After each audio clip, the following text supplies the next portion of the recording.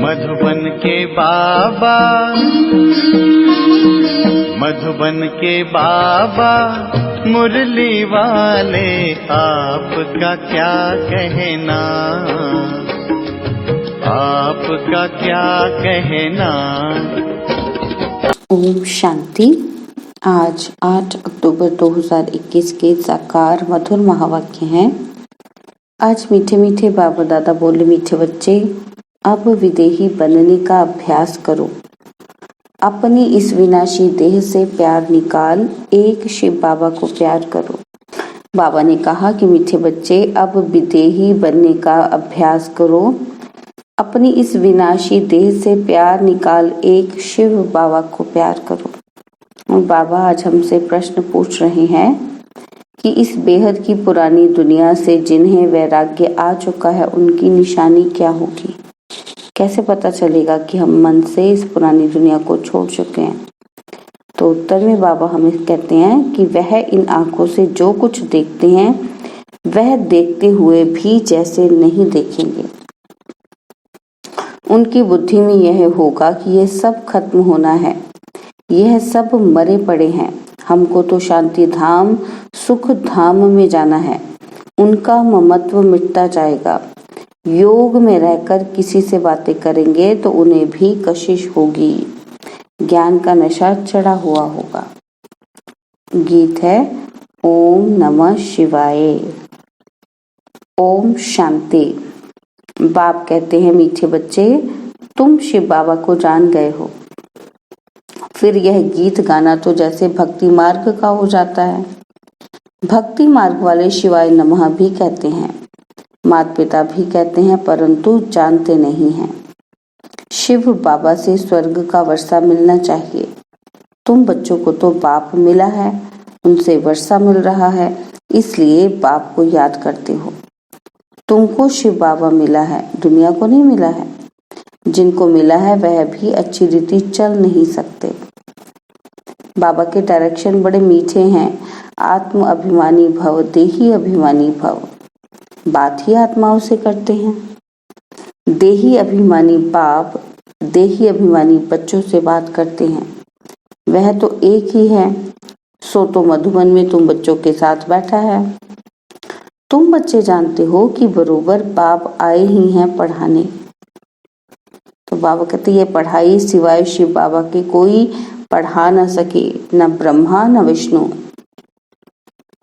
यह तो बाप ही आकर पतितों को पावन बनाते हैं, अमर कथा सुनाते हैं। सो भी यहाँ ही सुनाएंगे ना, अमरनाथ पर तो नहीं सुनाएंगे। यही अमर कथा सत्यनारायण की कथा है। बाप कहते हैं मैं तुमको सुनाता तो यहाँ ही हूँ, बाकी ये सब हैं भक्ति मार्ग के धक्के। सर्व का सदगति दाता राम एक निराकार ही है। वही पतित पावन, ज्ञान का सागर, शांति का सागर है। वह आता ही तब है जब विनाश का समय होता है। सारे जगत का गुरु तो एक परमपिता परमात्मा ही हो सकता है। वह निराकार है ना। देवताओं को भी मनुष्य कहा जाता है, परंतु वह दैवी गुणों वाले मनुष्य हैं, इसलिए उनको देवता कहा जाता है। तुमको अभी ज्ञान मिला है। ज्ञान मार्ग में अवस्था बड़ी मजबूत रखनी है। जितना हो सके बाप को याद करना है, विदेही बनना है। फिर देह से प्यार ही क्यों करें। बाबा तुमको कहते हैं शिव बाबा को याद करो, फिर इनके पास आओ। मनुष्य तो समझते हैं यह दादा से मिलने जाते हैं। बाबा कहते यह तो तुम ही जानते हो कि शिव बाबा को याद कर हम उनसे मिलते हैं। वहां तो है ही निराकारी आत्माएं, बिंदी। बिंदी से तो मिल ना सकें, तो शिव बाबा से कैसे मिलेंगे। इसलिए यहाँ समझाया जाता है कि हे आत्माएं, अपने को आत्मा समझ बुद्धि में यह रखो कि हम शिव बाबा से मिलते हैं। यह तो बड़ा गुह्य राज है ना। कईयों को शिव बाबा की याद ही नहीं रहती। बाबा समझाते हैं कि हमेशा शिव बाबा को याद करो। शिव बाबा आपसे मिलने आते हैं, बस आपके बने हैं। शिव बाबा इसमें आकर ज्ञान सुनाते हैं। वह भी निराकार आत्मा है, तुम भी आत्मा हो। एक बाप ही है जो बच्चों को कहते हैं मामेकम याद करो। सुत बुद्धि से याद करना है। हम बाप के पास आए हैं, बाबा इस पतित शरीर में आए हैं और हम सामने आने से ही निश्चय कर देते हैं शिव बाबा हम आपके बने हैं। और मुरलियों में भी यही सुनते हो क्या कि मामेकम याद करो तो तुम्हारे विकर्म विनाश हो जाएंगे। तुम जानते हो ये वही पतित पावन बाप है, सच्चा सच्चा सतगुरु वह है। अब तुम पांडवों की है परमपिता परमात्मा से प्रीत बुद्धि, बाकी सभी की तो कोई ना कोई के साथ विपरीत बुद्धि है। शिव बाबा के जो बनते हैं उन्हों को तो खुशी का पारा जोर से चढ़ा रहना चाहिए। जितना समय नजदीक आता है उतनी खुशी होती है। हमारे अब 84 जन्म पूरे हुए, अब यह अंतिम जन्म है। हम जाते हैं अपने घर।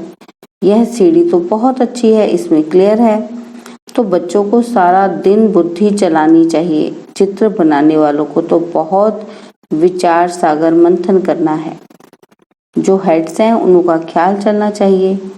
तुम तो चैलेंज देते हो क्या कि सतयुगी श्रेष्ठाचारी दैवी राज्य में 9 लाख होंगे। कोई बोले इसका क्या प्रूफ है, कहो। यह तो समझ की बात है ना। सतयुग में झाड़ होगा ही छोटा, धर्म भी एक है तो जरूर मनुष्य भी थोड़े होंगे। सीढ़ी में सारी नॉलेज आ जाती है। जैसे ये कुंभकर्ण वाला चित्र है तो ये ऐसा बनाना चाहिए। बीके ज्ञान अमृत पिलाती हैं, वे विष मांगते हैं। बाबा मुरली में सब डायरेक्शन देते रहते हैं। हर एक चित्र की समझानी बड़ी अच्छी है। लक्ष्मी नारायण के चित्र पर बोलो यह भारत स्वर्ग था, एक धर्म था तो कितने मनुष्य होंगे। अब कितना बड़ा झाड़ हो गया है। अब विनाश होना है। पुरानी सृष्टि को बदलने वाला एक ही बाप है। बाबा कहते 4-5 चित्र है मुख्य, जिससे किसी को धक से तीर लग जाए। ड्रामा अनुसार दिन प्रतिदिन ज्ञान की पॉइंट्स गुह्य होती जाती हैं, तो चित्रों में भी चेंज होगी, बच्चों की बुद्धि में भी चेंज होती है। आगे यह थोड़ी समझते थे कि शिव बाबा एक बिंदी है। ऐसे थोड़ी कहें कि पहले ऐसा क्यों नहीं बताया। बाप कहते हैं सब बातें पहले थोड़ी बताई जाती हैं। बाप ज्ञान का सागर है तो ज्ञान देते ही रहेंगे, करेक्शन होती रहेगी। पहले से थोड़ी बता देंगे, फिर आर्टिफिशियल हो जाएगा। अचानक कोई इत्तेफाक आदि होते रहेंगे, फिर कहेंगे ड्रामा। ऐसे नहीं होना चाहिए ना। अब कहते फिर ऐसे नहीं कहना कि ये ऐसे नहीं होना चाहिए। मम्मा को तो पिछाड़ी तक रहना था, फिर मम्मा क्यों चली गई। बाबा कहते ड्रामा में जो हुआ सो राइट। बाबा ने भी कहा सो ड्रामा अनुसार कहा। ड्रामा में मेरा पार्ट ऐसा है। बाबा भी ड्रामा पर रख देते हैं। मनुष्य कहते हैं ईश्वर की भावी, लेकिन बाबा क्या कहते हैं ड्रामा की भावी। ईश्वर कहते हैं ड्रामा की भावी। ईश्वर ने बोला या इसने बोला ड्रामा में था। कोई उल्टा काम हुआ ड्रामा में था, फिर सुलटा हो जाएगा। चढ़ती कला जरूर है, चढ़ाई पर जाते हैं कब डगमग हो जाते हैं। यह सब माया के तूफान है। जब तक माया है विकल्प जरूर आएंगे। सतयुग में माया ही नहीं तो विकल्प की बात ही नहीं। सतयुग में कभी कर्म विकर्म नहीं होते, बाकी थोड़े रोज हैं, खुशी रहती है। यह हमारा अंतिम जन्म है। अब अमरलोक में जाने के लिए शिव बाबा से अमर कथा सुनते हैं। यह बातें तुम ही समझते हो, और वो लोग कहाँ कहाँ अमरनाथ पर जाकर धक्के खाते रहते हैं। यह नहीं समझते कि पार्वती को कथा किसने सुनाई। वहां तो शिव का चित्र दिखाते हैं। अच्छा शिव किसमें बैठा, शिव और शंकर दिखाते हैं। क्या शिव ने शंकर में बैठ कथा सुनाई। कुछ भी समझते नहीं है। भक्ति मार्ग वाले अभी तक तीर्थ करने जाते रहते हैं। कथा भी वास्तव में बड़ी नहीं है, असल में है मन मना भाव। बस बीज को याद करो, ड्रामा के चक्र को याद करो। जो ज्ञान बाबा के पास है वह ज्ञान हमारी आत्मा में भी है। वह भी ज्ञान सागर और हम आत्मा भी मास्टर ज्ञान सागर बनते हैं। नशा चढ़ना चाहिए ना। वह हम भाइयों को यानी कि आत्माओं को सुनाते हैं। सुनाएंगे तो शरीर द्वारा ही, इसमें संशय नहीं लाना चाहिए। बाप को याद करते करते सारा ज्ञान बुद्धि में आ जाता है। बाप की याद से ही विकर्म विनाश होंगे, ममत्व मिटता जाएगा। कोई का नाम मात्र प्यार होता है, हमारा भी ऐसा है। अभी तो हम जानते हैं, है ना, यही जानते हैं ना कि बाबा से हमारा प्यार है। बाबा कहते अभी तो हम जाते हैं सुख धाम। यह तो जैसे सब मरे बड़े हैं, इनसे दिल क्या लगानी है। शांति धाम में जाकर फिर सुख धाम में आकर राज्य करेंगे। इसको कहा जाता है पुरानी दुनिया से वैराग्य। बाप कहते हैं इन आंखों से जो कुछ देखते हो वह सब खत्म हो जाने का है। विनाश के बाद स्वर्ग को देखेंगे। अब तुम बच्चों को बहुत मीठा बनना चाहिए। योग में रह कोई बात करेंगे तो उनको बड़ी कशिश होगी कि यह ज्ञान ऐसा है जो बाकी सब भूल जाता है।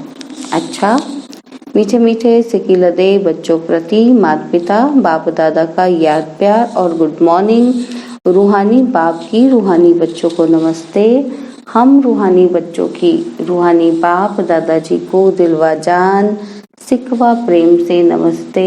ओम शांति। प्यारे बाबा, मीठे बाबा, मेरे बाबा, शुक्रिया बाबा, शुक्रिया बाबा, शुक्रिया बाबा।